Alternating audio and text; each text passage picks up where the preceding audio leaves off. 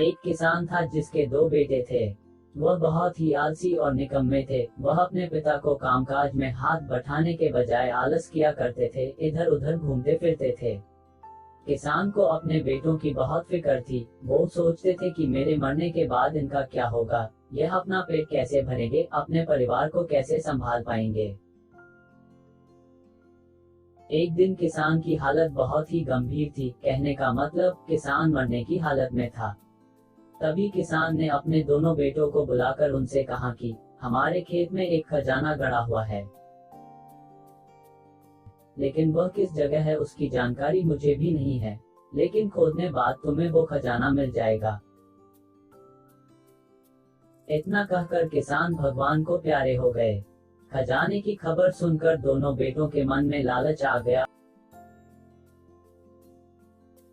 और वो दोनों खेत पर चले गए और खेत को खोदने लगे। खजाने के लालच में कुछ ही दिनों में पूरे खेत को खोदने के बाद वह घर जाकर बैठ गए और वह अपने पिता को कोसने लगे।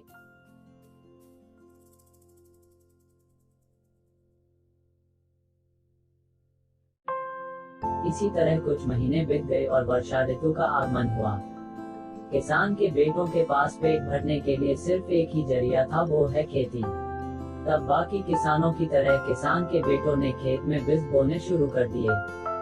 वर्षा का पानी पाकर वह बीज अंकुरित हुए और देखते ही देखते खेत लहराने लगे।